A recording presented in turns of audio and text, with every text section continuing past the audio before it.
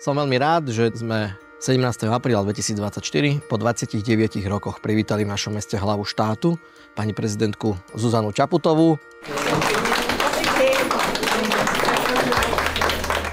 Všetko dobre prajem, držím palce, lebo naozaj to, čo robíte, má veľký zmysel.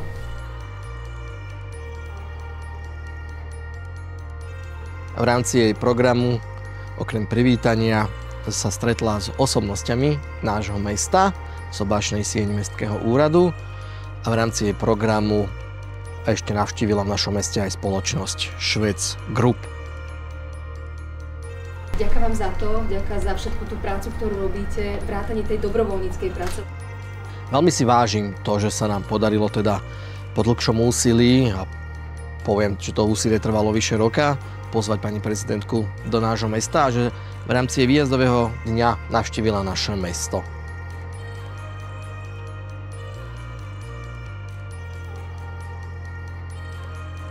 Veľmi si vážim, že pani prezidentka navštívila mesto Vráble, pretože tých regionálnych výjazdov nemá až tak veľa, a ešte v závere toho, že teda už absolvuje program rozlúčkový.